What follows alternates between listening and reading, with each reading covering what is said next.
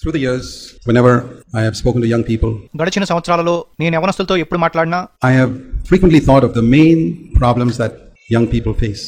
యవనస్తులు ఎదుర్కొనే ముఖ్యమైన సమస్యల గురించి నేను తరచూ ఆలోచించాను. And around the world, they are usually the same. లోకమంతటా అవి సాధారణంగా ఒకే విధంగా ఉంటాయి. And there could be more, but I think I want to mention 5 of them. నేను వాటిల్లో 5టిని పేర్కొంటాను. ఇంకా ఎక్కువే ఉండొచ్చు. Which I have mentioned before, but వాటిని ఇంతకు ముందు కూడా నేను పేర్కొన్నాను. కానీ it's good for us to be aware and to see that the Lord has a solution for us in all these areas. మనం వాటిని మరలా తెలుసుకోవడం మంచిది. వీటన్నిటి కొరకు ప్రభు యొద్ద మనకు పరిష్కారం ఉందని చూడటం మంచిది. The first is మొదటిది ఏంటంటే the problem of not accepting oneself the way God has made you. దేవుడు నిన్ను ఎలా చేశాడో దాన్ని అంగీకరించలేకపోవడం మొదటి సమస్య. If you don't settle that matter, you're going to have problems all your life.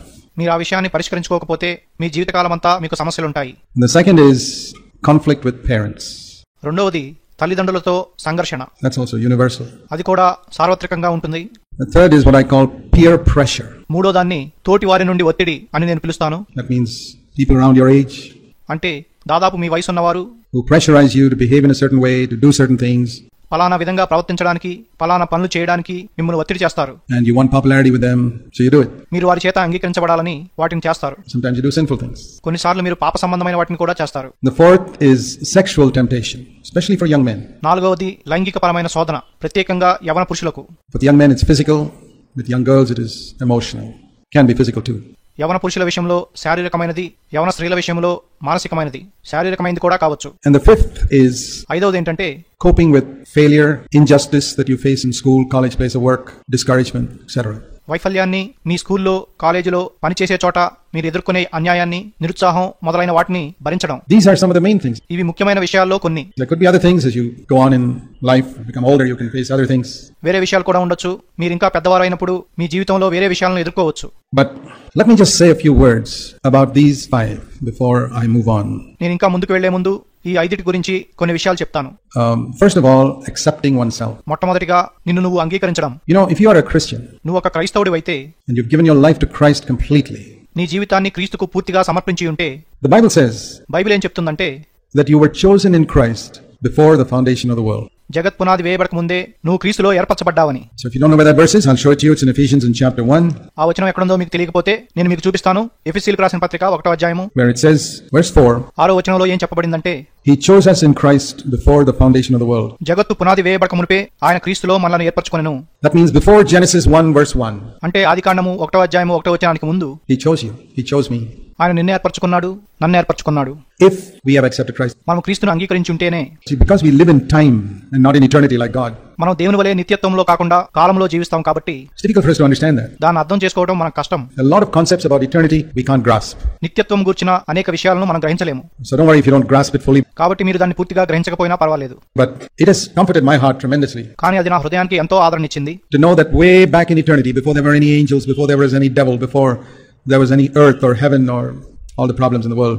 ఎప్పుడో నిత్యత్వంలో దేవదూతలు లేనప్పుడు, అపవాది లేనప్పుడు, ఈ భూలోకం లేనప్పుడు, పరలోకం లేనప్పుడు, లోకంలో సమస్యలు లేనప్పుడు, Long before all that, వాటన్నిటికంటే ఎంతో ముందు దేవుడు నన్ను ఏర్పరచుకున్నాడు. I have looked at it like this for myself and you can look at it like that for yourself. నా విషయంలో నేను ఇలా చూసుకున్నాను, మీ విషయంలో మీరు కూడా అలా చూసుకోవచ్చు. There was the Father and the Son and the Holy Spirit and me in God's mind. తండ్రి ఉన్నాడు, కుమారుడున్నాడు, పరిశుద్ధాత్ముడున్నాడు, దేవుని మనసులో నేనున్నాను. If you think that's blasphemous, it's unbelief.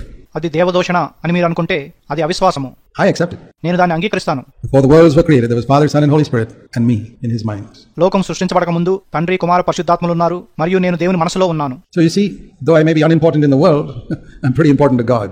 కాబట్టి నాకు లోకంలో ఎక్కువ ప్రాముఖ్యత లేకపోయినా దేవుని దృష్టిలో నాకు ఎంతో ప్రాముఖ్యత ఉంది. Once you are gripped by that, మీరు ఒకసారి దాని చేత పట్టబడితే, now if you have not surrendered your life to Christ, that doesn't apply to you. మీరు మీ జీవితాన్ని క్రీస్తుకు సమర్పించుకోకపోతే అది మీకు వర్తించదు. But if you have surrendered your life to Christ, then it applies to you. కానీ మీ జీవితాన్ని క్రీస్తుకు సమర్పించి ఉంటే అది మీకు వర్తిస్తుంది. Because He's chosen people in Christ. ఎందుకంటే క్రీస్తులో ఆయన మనల్ని ఏర్పరచుకున్నాడు. I tell you, I can't think of anything that brings more security than to know that. ఈ విషయాన్ని తెలుసుకోవడం కంటే ఇంకా ఏది నా జీవితంలోకి భద్రత తీసుకొస్తుంది అనుకోను. You know, like some parents say, these children were planned, but this one was an accident. ఎలా ఉంటుందంటే కొంతమంది తల్లిదండ్రులు తమ పిల్లల గురించి వీళ్ళను కనాలనుకున్నాము కానీ వీడు అనుకోకుండా పుట్టాడు అని చెప్తారు. What do you mean accident? అనుకోకుండా పుట్టడం అంటే మీ అర్థం ఏంటి? Sometimes those children whom parents say are accident turn out to be the best children of all. కొన్నిసార్లు అనుకోకుండా పుట్టాడు అని తల్లిదండ్రులు అన్నవారే పిల్లలందరిలోకి శ్రేష్ఠులుగా ఉంటారు. There is no accident. If you're a child of God, you are not an accident. అనుకోకుండా పుట్టడం అంటూ ఏమీ లేదు. నువ్వు దేవుని బిడ్డవైతే నువ్వు అనుకోకుండా పుట్టలేదు. One of the greatest preachers in Scotland many years ago అనేక సంవత్సరాల క్రితం స్కాట్లాండ్ దేశంలో ఉన్న గొప్ప బోధకుడు was born as an illegitimate child. ఒక దుర్బీజుడిగా పుట్టాడు. It means parents were not married there. అంటే తల్లిదండ్రులకు వివాహం కాలేదు. And there are many godly people. I've met people like that, godly people. అలా పుట్టిన భక్తిపరులు ఎంతో మంది ఉన్నారు. నేను అటువంటి వారిని కలుసుకున్నాను. One brother and elder in the church, I don't even know who my father is. ఒక సంఘ పెద్ద నాతో నా తండ్రి ఎవరో కూడా నాకు తెలియదని చెప్పాడు. Was that an accident? అతడు అనుకోకుండా పుట్టాడా? God chose even someone born in adultery. Can you believe that? వ్యభిచారం ద్వారా పుట్టిన వారిని కూడా దేవుడు ఏర్పరచుకున్నాడు. దాన్ని మీరు నమ్మగలరా? God is amazing. దేవుడు అద్భుతమైన వాడు. How much more you? మీ విషయంలో అది ఇంకెంత నిజం. If you don't understand your value before God, దేవుని ఎదుట మీ విలువను మీరు గ్రహించకపోతే the devil is trying to devalue people. అపవాది ప్రజలను విలువలేని వాళ్ళుగా చేయాలని చూస్తున్నాడు. Makes you feel you're nothing, you're a nobody. నువ్వేమీ కానివాడవని భావించేటట్టు చేయాలని చూస్తున్నాడు. Because everybody in the world treats you like, oh, you're useless, you're rubbish. ఎందుకంటే లోకంలో ఉన్న వారందరూ నిన్ను పనికిరాని వాడిగా చూస్తున్నారు. You're not gifted, maybe you don't come first in the class. నీకు సామర్థ్యాలు లేకపోవచ్చు, నువ్వు క్లాస్ లో ఫస్ట్ రాకపోవచ్చు. You don't get good jobs like other people get. ఇతరుల వల్లే నీకు మంచి ఉద్యోగం లేకపోవచ్చు. You're not smart, you're not capable. నీకు తెలివితేటలు లేకపోవచ్చు, నీకు సామర్థ్యం లేకపోవచ్చు. You can't get up here and sing like other people, you can't play instruments like other people, and you feel discouraged. నువ్వు ఇక్కడ ఇతరుల వల్లే నిలబడి పాటలు పాడలేకపోవచ్చు, వాయిద్యాలు వాయించలేకపోవచ్చు, నువ్వు నిరుత్సాహపడతావు. Are these the basis on which God chooses anybody? వీటిని ఆధారం చేసుకుని దేవుడు ఎవరినైనా ఏర్పరచుకుంటాడా? There are a lot of people who do all these things వీటన్నిటిని చేసే ఎంతో మంది ఉన్నారు. who may not be half as good as you are. వాళ్ళకు నీకున్న దానిలో సగమైన మంచితనం లేకపోవచ్చు. God doesn't place any value in all these things. వీటన్నిటికీ దేవుడు ఏమీ విలువివ్వడు. The first thing you need to recognize as a young person is ఒక యవనస్తుడిగా నువ్వు గుర్తించవలసిన మొదటి విషయం ఏంటంటే that you are a significant and important person in God's eyes. దేవుని దృష్టిలో నువ్వు ఒక ముఖ్యమైన ప్రత్యేకమైన వ్యక్తివని. It doesn't matter if other people know you. ఇతరులకు నువ్వు అంటే ఎవరో తెలియకపోవచ్చు, పర్వాలేదు. I mean, people around the world may know me and they don't know you. లోకంలో ప్రజలకు నేను ఎవరో తెలియచ్చు, మీరెవరో తెలియకపోవచ్చు. But you are just as important to God as I am. కానీ దేవునికి నేనెంత ప్రాముఖ్యమో మీరు కూడా అంతే. If you can believe that, I believe that. మీరు దాన్ని నమ్మగలరా? నేను నమ్మాను. I don't care how many people in the world know me. It doesn't mean anything to me. లోకంలో నేను ఎంతమందికి తెలుసో నేను పట్టించుకోను. దానివల్ల నాకు ప్రయోజనం ఏమీ లేదు. Everybody in the world knows Osama bin Laden. So what? Osama bin Laden గురించి లోకంలో అందరికీ తెలుసు. అయితే ఏంటి? He's more well known than me, by the way. లోకంలో నాకంటే అతని గురించే బాగా తెలుసు. You want to be like that? మీరు అలా ఉండాలనుకుంటున్నారా? Well known. అందరూ మిమ్మల్ని గురించి తెలుసుకోవాలని. To be known in heaven by God. That's more important. పరలోకంలో దేవుని చేత ఎరుగబడటమే ముఖ్యమైన విషయం. Don't look for fame on the earth. భూమి మీద పేరు ప్రఖ్యాతల కొరకు చూడొద్దు. Find your security there. దేవునిలో మీ భద్రతను చూచుకోండి. Don't seek to be well known in the church. సంఘంలో పేరు పొందాలని చూడొద్దు. It's well known, it's got no value. అందరికీ తెలియబట్టంలో విలువేమీ లేదు. God has known me before the foundation of the world. జగత్తు పునాది వేయబడక ముందే దేవుడు నన్ను ఎరిగి ఉన్నాడు. And he determined everything about my life. నా జీవితం గుర్చిన సమస్తాన్ని ఆయనే నిర్ణయించాడు. He determined the way he formed me in my mother's womb in the days of my life. నా తల్లి గర్భంలో నన్ను ఎలా రూపించాలో నిర్ణయించాడు. నా బ్రతుకు దినములన్నింటినీ నిర్ణయించాడు. I never get tired of quoting Psalm 139. 139వ కీర్తన గురించి చెప్పడం వల్ల నాకు ఎప్పుడూ అలుపు రాదు. And many of you already have heard me speak on that. దాని గురించి నేను మాట్లాడటం మీలో అనేక మంది విన్నారు. But for the benefit of those who haven't, Psalm 139. కానీ వినని వారి ప్రయోజనం కొరకు 139వ కీర్తన. Lord, verse 13, Psalm 139:13. You formed my inward parts. You wove me in my mother's womb. 139వ కీర్తన 13వ వచనము. నా అంతరింద్రియములను నీవే కలుగజేసితివి. నా తల్లి గర్భమందు నన్ను నిర్మించిన వాడవు నీవే. I don't know what type of nose David had or ear David had. దావీదు ఎటువంటి ముక్కును కలిగి ఉన్నాడో, ఎటువంటి చెవిని కలిగి ఉన్నాడో నాకు తెలియదు. But he was pretty sure that God made it. కానీ వాటిని దేవుడే చేశాడని అతనికి నిశ్చయంగా తెలుసు. Are you sure that God made your nose and your ear the particular shape it has? నీ ముక్కు ఆకారాన్ని, నీ చెవి ఆకారాన్ని దేవుడే చేశాడని నీకు నిశ్చయంగా తెలుసా? You may not like it, but God said that's good for you. నీకు ఆ ఆకారం ఇష్టం లేకపోవచ్చు, కానీ నీకు అదే మంచిదని దేవుడు చెప్తున్నాడు. Learn to accept it. దాన్ని అంగీకరించడం నేర్చుకో. Because there's certain things about you cannot change. ఎందుకంటే నీలో కొన్ని విషయాలు నువ్వు మార్చుకోలేవు. There's a wonderful prayer called the prayer of serenity and acceptance, which says, నెమ్మదితో కూడిన అంగీకారము అనబడే ఒక అద్భుతమైన ప్రార్థన ఉంది. అది ఇలా చెప్తుంది: God, give me the serenity to accept the things I cannot change. దేవా, నేను మార్చలేని విషయాలను అంగీకరించడానికి నాకు నెమ్మదినివ్వు. Serenity means the calmness of mind to accept in my life the things I cannot change. అంటే మనసులో ప్రశాంతత, నా జీవితంలో నేను మార్చలేని విషయాలు గురించిన నెమ్మది. You cannot change the color of your skin, you cannot change your parents. మీ చర్మపు రంగును మీరు మార్చలేరు, మీ తల్లిదండ్రులను మీరు మార్చుకోలేరు. You cannot change the background you grew up in. మీరు పుట్టి పెరిగిన పరిస్థితులను మీరు మార్చలేరు. You cannot change the shape of your eyes or ear or nose or మీ ముక్కు, కన్ను, చెవి యొక్క ఆకారాన్ని మీరు మార్చలేరు. 101 things. Even your intelligence is pretty well fixed when you're born. 101 విషయాలను మార్చలేరు. మీ తెలివితేటలు కూడా మీరు పుట్టినప్పుడే నిర్ధారించబడి ఉంటాయి. And many things like that. అటువంటివి ఇంకెన్నో విషయాలు. Things you cannot change, the blunders you made in the past. What can you do about that now? మీరు మార్చలేని వాటిలో మీరు గతంలో చేసిన పొరపాట్లు కూడా ఉన్నాయి. వాటి గురించి మీరు ఇప్పుడేం చేయగలరు? Accept it. దాన్ని అంగీకరించండి. Don't say it was all right. మీరు చేసిందంతా మంచిదేనని చెప్పొద్దు. I mean, things that God did in your mother's womb, that was okay. మీ తల్లి గర్భంలో దేవుడు చేసిన విషయాలు మంచివే. But accept the serenity to accept the things I cannot change. వాటిని అంగీకరించు. నేను మార్చలేని వాటిని అంగీకరించడానికి కావాల్సిన నెమ్మది. The second part of that prayer is, Lord, give me the boldness and the courage to change the things I can. ఆ ప్రార్థనలో రెండో భాగం ఏంటంటే, ప్రభువా, నేను మార్చగలిగిన వాటిని మార్చడానికి ధైర్యాన్ని, సాహసాన్ని ఇమ్ము. your bad temper, మీకున్న కోపాన్ని, your lustful looks, మీ మోహపు చూపులను, your internet pornography, those things you can change. ఇంటర్నెట్లో అశ్లీల చిత్రాలను చూడటం, ఈ విషయాలను మీరు మార్చవచ్చు. Ask God to give you the courage and boldness to do it. అలా చేయడానికి మీకు ధైర్యాన్ని, సాహసాన్ని ఇమ్మని దేవుణ్ణి అడగండి. To give up some bad habits that you have. మీకున్న కొన్ని చెడు అలవాట్లను విడిచిపెట్టడానికి. And third, మూడవదిగా, Lord, give me the wisdom to know the difference between what I cannot change and what I can change. ప్రభువా, నేను మార్చగలిగిన వాటికి, మార్చలేని వాటికి మధ్య తేడా తెలుసుకోవడానికి కావాల్సిన జ్ఞానాన్ని ఇమ్ము. What a beautiful prayer. ఎంత చక్కటి ప్రార్థన. Give me the calmness of mind to accept the things I cannot change. నేను మార్చలేని వాటిని అంగీకరించడానికి నా మనసులో నెమ్మది నిమ్ము. Courage and boldness, and I would also add faith to change the things I can. నేను మార్చగలిగిన వాటిని మార్చడానికి ధైర్యాన్ని, సాహసాన్ని మరియు విశ్వాసం కూడా నిమ్ము అని నేను అంటాను. And the wisdom to know the difference between these two. ఈ రెండికి మధ్య తేడాను తెలుసుకోవడానికి జ్ఞానాన్ని నిమ్ము. What I can change and what I cannot change. నేను మార్చగలిగిన వాటికి, మార్చలేని వాటికి మధ్య తేడా తెలుసుకోవడానికి. It's an old prayer. ఇది చాలా పాత ప్రార్థన. It's a very lovely prayer. ఇది చాలా చక్కటి ప్రార్థన. So God made my inward parts and He made you exactly like you are. Accept it. Intelligence, everything. కాబట్టి దేవుడు నా అంతరింద్రియాలను చేశాడు, నిన్ను కూడా ఖచ్చితంగా నువ్వు ఉన్నట్లే చేశాడు. నీ తెలివితేటలను, సమస్తాన్ని, దాన్ని అంగీకరించు. And also He determined, it says here in verse 16, Psalm 139, all the days that were ordained for you when you were before you were even born. 139వ కీర్తన 16వ వచనంలో ఏం చెప్పబడిందంటే, నువ్వు పుట్టక మునిపే, నీకు నియమింపబడిన దినములలో ఒకటైన నువ్వు రాకమునిపే.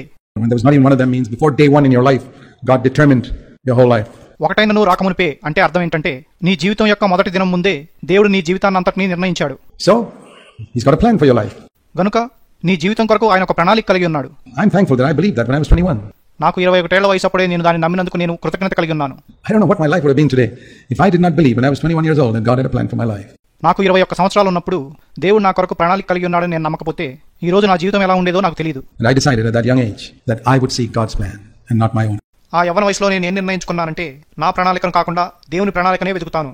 I had my own plans too, sure. నా సొంత ప్రణాళికలు కూడా నాకున్నాయి, like all of you have. మీ అందరికీ ఉన్నట్లే. But I'm so thankful that I gave up my plan to accept God's plan. కానీ దేవుని ప్రణాళికను అంగీకరించడానికి నా ప్రణాళికను వదులుకున్నందుకు నేను చాలా కృతజ్ఞత కలిగి ఉన్నాను. And you know, when I say that, I don't mean that God will call all of you to full-time Christian work like He called me, or to give up your job. నేను ఆ మాట చెప్పినప్పుడు నా అర్థం నా వలే దేవుడు అందరినీ పూర్తికాల క్రైస్తవ పరిచర్యకు పిలుస్తాడని కాదు, ఉద్యోగం విడిచిపెట్టమని చెప్తాడని కాదు. In my case, He called me when I was 24 years old to quit my job. నా విషయంలో నాకు 24 ఏళ్ల వయసు ఉన్నప్పుడు నా ఉద్యోగం విడిచిపెట్టమని నన్ను పిలిచాడు. But that's a special calling, maybe 1 in 1,000. కానీ అదొక ప్రత్యేకమైన పిలుపు, బహుశా 1000 మందిలో ఒకరికి ఉంటుంది. You may not be that 1 in 1,000. నువ్వు ఆ 1000 మందిలో ఒకరివి కాకపోవచ్చు. The remaining 999, or at least 99 out of 100, or 999 out of 1,000, I don't know, are to be put God first in their secular jobs. మిగతా 999 మంది లేక 199 మంది తమ లౌకిక వృత్తిలో దేవుడికి ముందు స్థానం ఇవ్వాలి. But God's got a plan for your life. కానీ నీ జీవితం కొరకు దేవునికి ఒక ప్రణాళిక ఉంది. And I've prayed this prayer many times. Lord, I don't know where I'm supposed to be on a particular date, but I want to be where you planned in your book that I should be. కానీ నేను ఈ విధంగా అనేకసార్లు ప్రార్థించాను, ప్రభువా ఫలానా తేదీన నేను ఎక్కడ ఉండాలో నాకు తెలియదు, కానీ నీ గ్రంథంలో నేను ఎక్కడ ఉండాలని నువ్వు రాశావో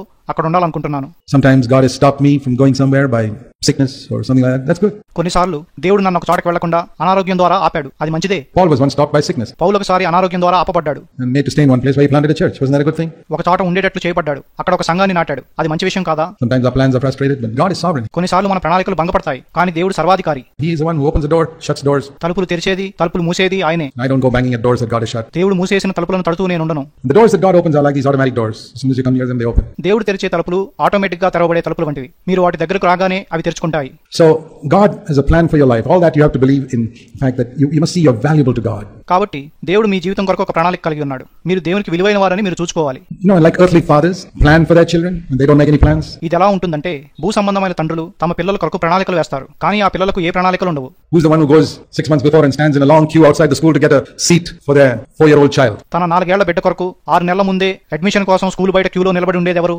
Child is not bothered. ఆ బిడ్డ ఏమీ పట్టించుకోడు. You know, in some places they have to book as soon as the child is born. కొన్ని స్థలాల్లో బిడ్డ పుట్టంగానే సీటు బుక్ చేసుకోవాలని మీకు తెలుసా? Some places when the child is conceived itself you have to book a seat in schools. కొన్ని స్థలాల్లో అయితే బిడ్డ గర్భంలో ఉండగానే స్కూల్లో సీటు బుక్ చేసుకోవాలి. You know, it's like that in some places. The really good schools in some cities. కొన్ని ప్రదేశాల్లో అలా ఉంది, కొన్ని పట్టణాల్లో చాలా మంచి స్కూళ్లలో అలాగే ఉంటుంది. Who's planning all that? అదంతా ఎవరు యోచిస్తున్నారు? Isn't it good to know that when the child is conceived God has also got some plans, not just your father? బిడ్డ గర్భంలో ఉన్నప్పుడు తండ్రికే కాకుండా దేవునికి కూడా కొన్ని ప్రణాళికలు ఉన్నాయని తెలుసుకోవడం మంచిది కాదా? And not for just some kindergarten admission, but something 10 times better than that. అది కేవలం కేజీ తరగతిలో చేరడానికి అడ్మిషన్ కొరకు కాదు, కానీ దానికి 10 రెట్లు శ్రేష్టమైన దాని కొరకు. Million times better. A plan for your life. నీ జీవితం కొరకు ఆ ప్రణాళిక 1,00,000 రెట్లు శ్రేష్టమైనది. So learn to accept the fact that you're very valuable in God's eyes. కాబట్టి దేవుని దృష్టిలో నువ్వు చాలా విలువైన వాడివని అంగీకరించడం నేర్చుకో. And that He arranged for you to be born in a particular family at a particular time in history. నువ్వు పలానా కుటుంబంలో జన్మించాలని, చరిత్రలో పలానా కాలంలో జన్మించాలని ఆయనే నిర్దేశించాడు. You know, I'm thankful that I was not born 300 years ago. I don't even know whether I'd be converted. నేను 300 సంవత్సరాల ముందు పుట్టినందుకు కృతజ్ఞత కలిగి ఉన్నాను. అలా పుట్టుంటే నాకు రక్షణ ఉండేదో కాదో నాకు తెలియదు. I'm thankful that I'm born in this last century, within the last 100 years. నేను గత శతాబ్దంలో, గత 100 ఏళ్లలో పుట్టినందుకు కృతజ్ఞత కలిగి ఉన్నాను. And that I'm thankful, for example, things like I learned English. ఉదాహరణకు నేను ఇంగ్లీష్ భాష నేర్చుకున్నందుకు కృతజ్ఞత కలిగి ఉన్నాను, which I think my grandfather probably never knew. బహుశా మా తాతగారికి ఆ భాష తెలిసుండకపోవచ్చు. God has allowed certain things. దేవుడు కొన్ని విషయాలు అనుమతించాడు. He has allowed you to be in a particular family. నువ్వు పలానా కుటుంబంలో ఉండటానికి అనుమతించాడు. And that's one reason why you're at this meeting today. ఈ రోజున నువ్వు ఈ కూటంలో ఉండటానికి అదొక కారణము. Because somebody, a family member, a parent or a relative or a friend perhaps, brought you in touch with this church where you could hear the truth. ఎందుకంటే నీ కుటుంబస్తుడో బంధువో బహుశా స్నేహితుడో నువ్వు సత్యాన్ని వినగలిగే ఈ సంఘంలోకి తీసుకొచ్చాడు. All this is part of God's plan. ఇదంతా దేవుని ప్రణాళికలో భాగము. Don't despise it. దాన్ని తృణీకరించొద్దు. Don't take it for granted. దాన్ని తేలిగ్గా తీసుకోవద్దు. There are millions of other people in this world who don't have this privilege. ఈ ఆధిక్యత లేని వారు ఈ లోకంలో కోట్ల మంది ఉన్నారు. And secondly, conflict with parents. రెండవదిగా తల్లిదండ్రులతో సంఘర్షణ. That's another thing. Don't think you're peculiar. అది అందరూ ఎదుర్కొనేదే. నువ్వేదో విచిత్రమైన వాడివని అనుకోవద్దు. Even people who have good parents have conflict with their parents. మంచి తల్లిదండ్రులు ఉన్నవారు కూడా తమ తల్లిదండ్రులతో ఘర్షణ పడతారు. It's part of the process of growing up. అది పెరిగి పెద్దవడంలో ఒక భాగము. Because usually when a child becomes around 13-14 years old and begins to mature, ఎందుకంటే సాధారణంగా ఒక బిడ్డ 13-14 సంవత్సరాల గలవాడై పరిణితి చెందుతున్నప్పుడు there are two mistakes that people make. ప్రజలు రెండు తప్పులు చేస్తారు. The parents think he's still a child when he's a teenager. వాడు టీనేజ్ వయసులో ఉన్నప్పుడు అతడు ఇంకా బాలుడే అని తల్లిదండ్రులు అనుకుంటారు. And the teenager thinks he's an adult when he thinks when he's only a teenager. ఆ టీనేజ్ వయసు గలవాడు ఆ వయసులోనే నేను పెద్దవాడిని అయిపోయాను అనుకుంటాడు. So the mistakes at both ends. కాబట్టి ఇద్దరూ తప్పే. The teenager thinks he's about 45 and he's actually only about 15. Teenage వయసులో ఉన్నవాడు 15 ఏళ్లే ఉన్నప్పటికీ నాకు 45 ఏళ్లు అనుకుంటాడు. And the parents think he's 5 when he's actually 15. అయితే తల్లిదండ్రులేమో అతడు 15 సంవత్సరాల వయసు గలవాడైనప్పటికీ ఇంకా 5 ఏళ్లే అనుకుంటారు. So when you have this wrong understanding of what is happening, there's conflict. కాబట్టి జరుగుతున్న దాని విషయంలో తప్పు గ్రహింపు ఉన్నప్పుడు ఘర్షణ ఉంటుంది. That's normal. అది సాధారణ విషయం. Of course there's conflict from the time you're 2, but those are on less serious matters. అయితే 2 ఏళ్ల వయసు నుండి ఘర్షణ ఉంటుంది, కానీ అవి అంత తీవ్రమైన విషయాల గురించి కాదు.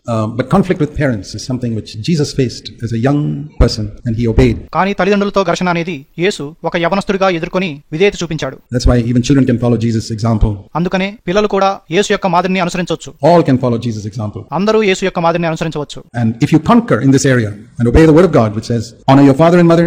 కానీ ఈ విషయంలో మీరు జయించి నీ తల్లిని నీ తండ్రిని సన్మానించుము అని చెప్పే దేవుని వాక్యానికి మీరు లోబడితే, if your father is a drunkard you can't have confidence in him naturally. నీ తండ్రి తాగుబోతైతే అతన్ని నువ్వు నమ్మలేవు, అది సహజమే. To have confidence is different from honoring. నమ్మడం అనేది సన్మానించడానికి వేరైనది. Say you have a boss who's very wicked and cruel. ఎంతో దుష్టుడు క్రూరుడైన ఒక యజమానుడు మీకు ఉన్నాడు అనుకుందాం. Well, you got to submit to him unless you want to resign your job. నువ్వు అతనికి లోబడాలి, లేకపోతే నీ ఉద్యోగానికి రాజీనామా చేయాలి. But you don't have confidence in him. కానీ అతనిపై మీకు విశ్వాసం లేదు. You can't respect him spontaneously.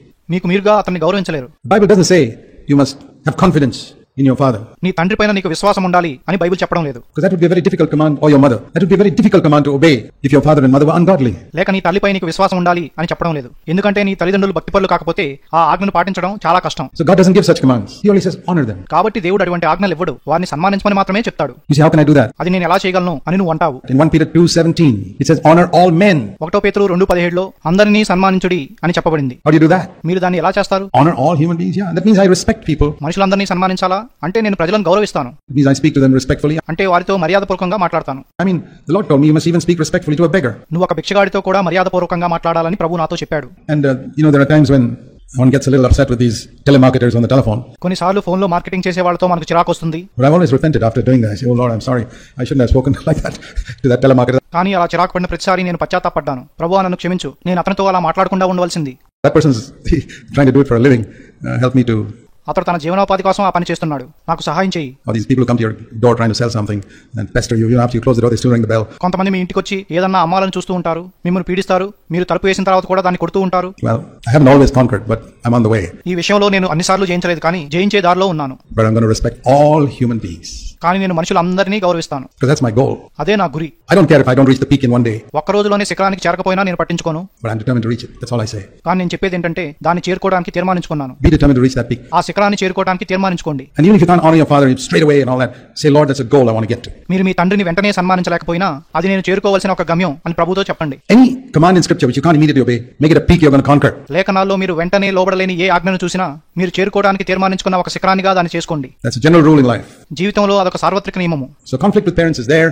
గనుక తల్లిదండ్రులతో ఘర్షణ ఉంటుంది. Honor your father and mother even if you leave their home, you're married. మీకు పెళ్ళైపోయినా ఇంటిని విడిచిపెట్టినా మీ తల్లిని తండ్రిని సన్మానించుడి. I honored my father and mother right up to the time they died. వారు మరణించేటంత వరకు నా తల్లిని తండ్రిని నేను సన్మానించాను. And it says it go well with you. I want to testify it has gone well with me. మీకు మేలు జరుగును అని చెప్పబడింది. నాకు మేలు జరిగిందని నేను సాక్ష్యం ఇవ్వాలనుకుంటున్నాను. Because I've honored my parents. నా తల్లిదండ్రులను నేను సన్మానించాను కనుక. And I would recommend that to anybody who, if you want it to go well with you, do that.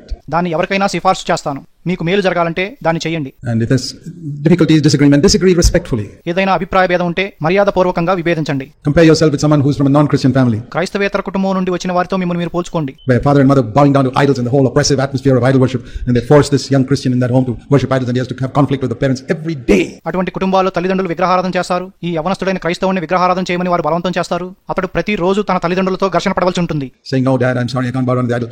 లేదు నాన్న, నన్ను క్షమించు, నేను విగ్రహారాధన చేయలేను అని చెప్పవలసి ఉంటుంది. What is your conflict compared to that? దాంతో పోల్చి చూస్తే మీ ఘర్షణ ఏమాత్రం? Yours is a mosquito bite. మీది ఒక దోమకాటు వంటిది.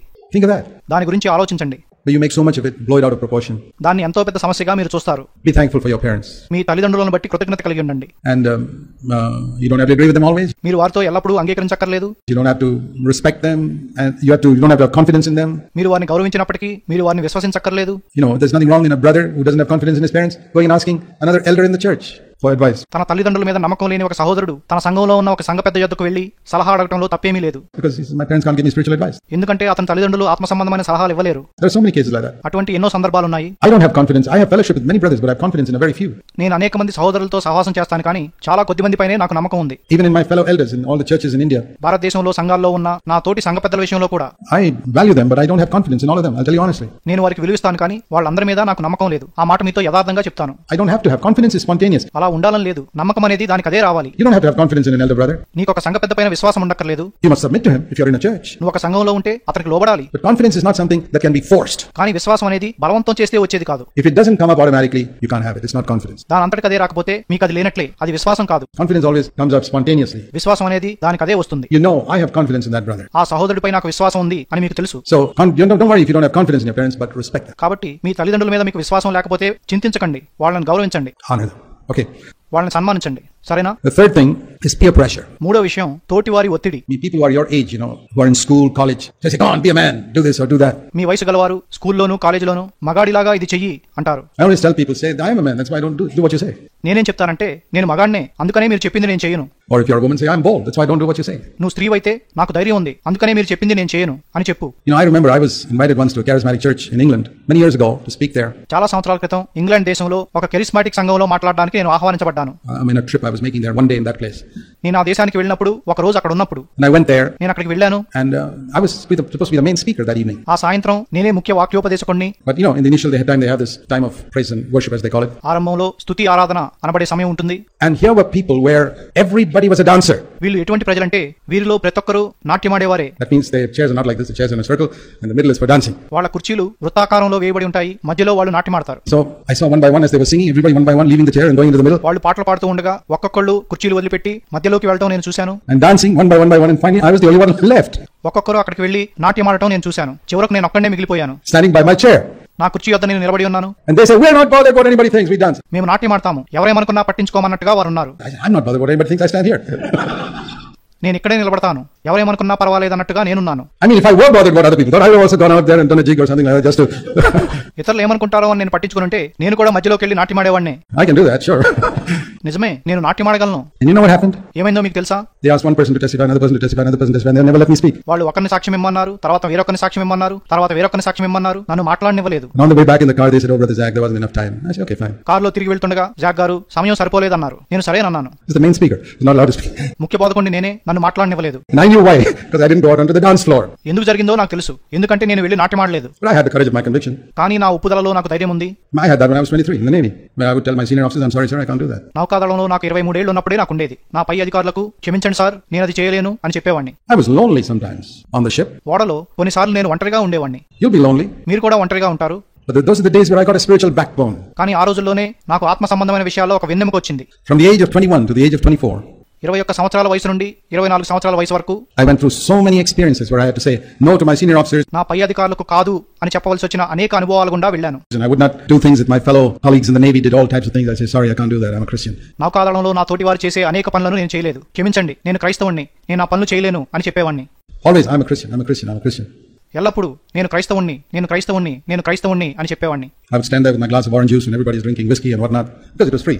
అందరూ ఉచితంగా వచ్చిన విస్కీ తాగుతూ ఉంటే నేను బత్తాయి రసం తాగుతూ నిలబడేవాడిని. And in 3 years, the Lord said, "Okay, I want to call you for my work." 3 సంవత్సరాల్లో ప్రభు సరే నా పనికి నిన్ను పిలవాలనుకుంటున్నాను అని చెప్పాడు. Think if I had not stood for the Lord in those 3 years, where would I be today? ఆ 3 సంవత్సరాల్లో నేను దేవుని కొరకు నిలబడకపోయి ఉంటే ఈ రోజు నేను ఎక్కడ ఉండేవాడినో ఆలోచించండి. Wasting my life as an admiral somewhere or something like that. ఒక అడ్మిరల్ గా ఎక్కడో నా జీవితాన్ని వృధా చేసుకుంటూ ఉండేవాడిని. Think what you're going to miss in your life if you don't stand up for God when you're young. మీరు యవనస్తులుగా ఉన్నప్పుడు దేవుని కొరకు నిలబడకపోతే మీ జీవితంలో ఏం పోగొట్టుకుంటారో ఆలోచించండి. So I want to tell you, stand up to that peer pressure. మీ తోటివారి ఒత్తిడిని తట్టుకొని మీరు నిలబడాలని మీతో చెప్పాలనుకుంటున్నాను.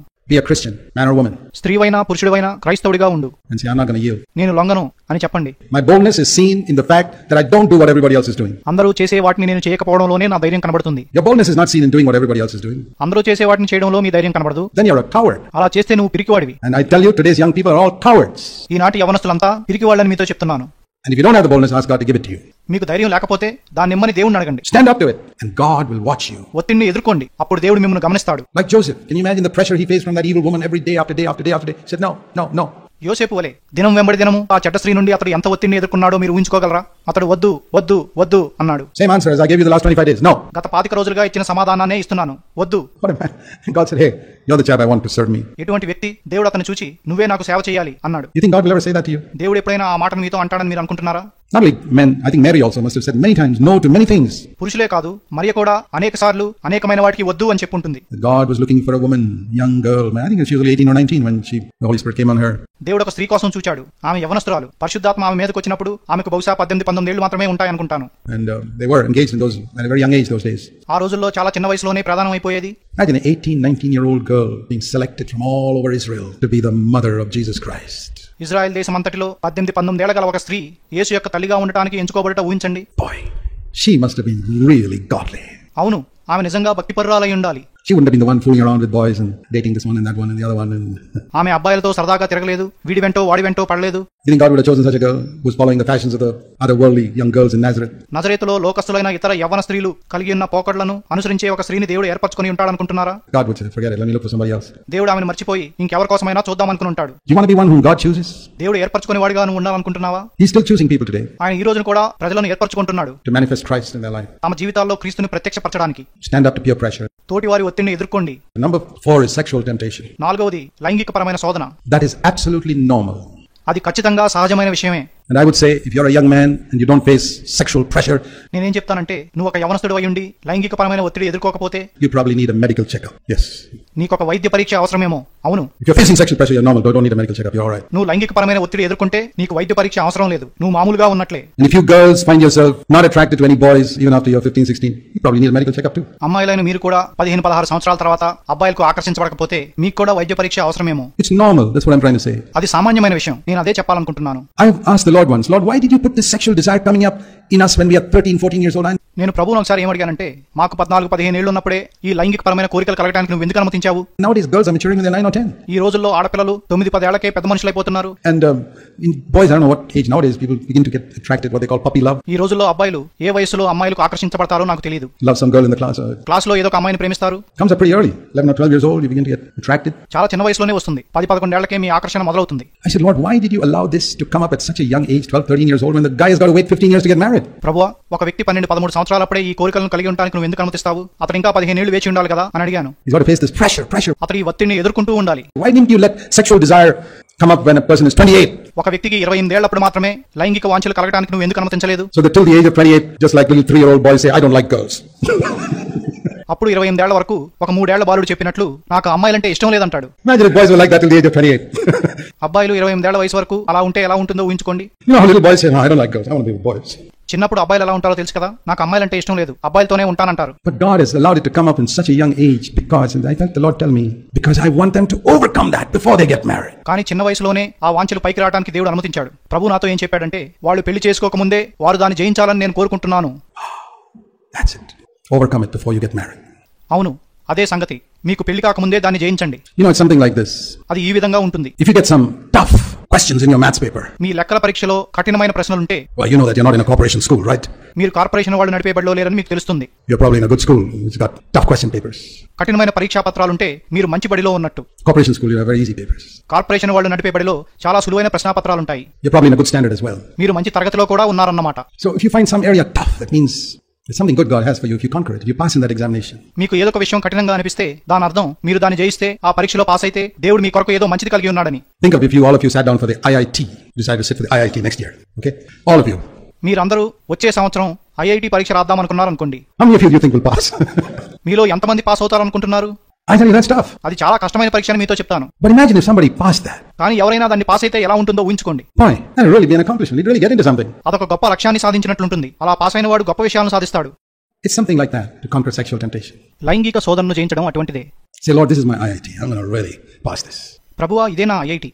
ఈ పరీక్షలో నేను పాస్ అవుతాను అని చెప్పండి. I'm going to get all the coaching I need from Scripture to pass it. దాన్ని పాస్ అవడానికి కావాల్సిన తర్ఫీదునంతా లేఖనాల నుండి పొందుతాను. I want to pass it because I'll get something good. నేను దాన్ని పాస్ అవుతాను ఎందుకంటే ఏదైనా మంచిదాన్ని పొందుతాను. I'll tell you, you'll get something 100 times better than IIT. Believe me. IIT కంటే 100 రెట్లు మెరుగైన దాన్ని మీరు పొందుతారని నేను చెప్తున్నాను. నా మాట నమ్మండి. It's a battle that everybody has to fight, and if you fight it, you can be an overcomer. అది అందరూ పోరాడాల్సిన పోరాటమే. మీరు దాన్ని పోరాడితే మీరు జయించువారిగా ఉంటారు. And it'll help you tremendously in your married life. మీ వివాహ జీవితంలో అది మీకు ఎంతగానో సహాయపడుతుంది. Because married people are also tempted. Let me tell you that in case you didn't know. ఎందుకంటే పెళ్ళైన వారు కూడా శోధింపబడతారు. ఒకవేళ ఆ విషయం మీకు తెలియకపోతే నేను చెప్తాను. A lot of preachers you hear fall into sin, they're all married people. పాపంలో పడిపోయారని మీరు విన్న బోధకులంతా పెళ్ళైన వారే. So fight that battle when you're young and say, Lord, I don't care what it costs, I want to conquer it. కాబట్టి యవనస్తుడిగా ఉన్నప్పుడే ఆ పోరాటాన్ని పోరాడు. ప్రభువా, ఎంత వెల చెల్లించవలసి వచ్చినా నేను దాన్ని జయిస్తాను అని చెప్పు. I want to, నేను జయించాలనుకుంటున్నాను. soak yourself in studying the scriptures.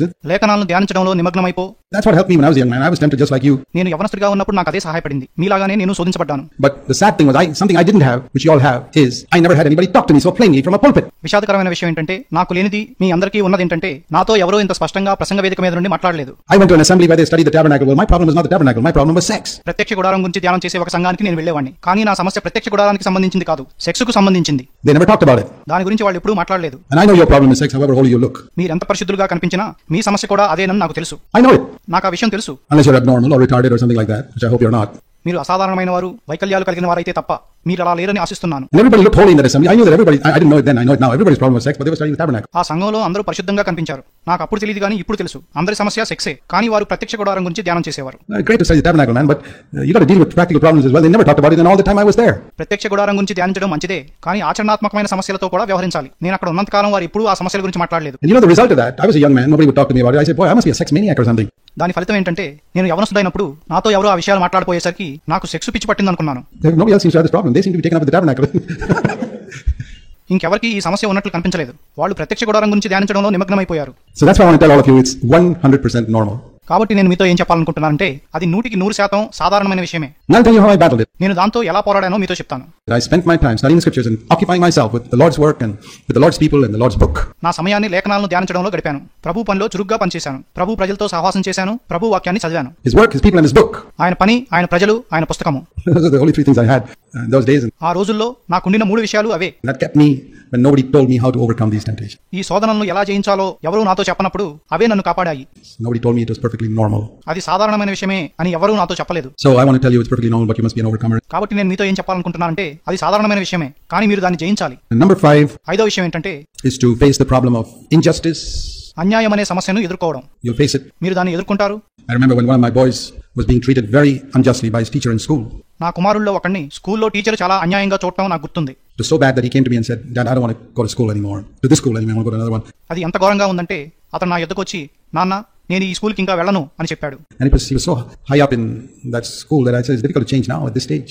అతడు ఆ స్కూల్లో ఎంతో కాలం చదివాడు కాబట్టి ఈ సమయంలో స్కూల్ మారడం కష్టమని చెప్పాను. And then I told him, I said, listen, you are being prepared in the school for life. అతనితో ఏం చెప్పానంటే, నా మాట విను, నువ్వు జీవితం కొరకు ఈ స్కూల్లో సిద్ధపాటు పొందుతున్నావు. And life is not just chemistry and physics and history and maths. జీవితం అంటే భౌతిక శాస్త్రం, రసాయన శాస్త్రం, లెక్కలు, చరిత్ర కాదు.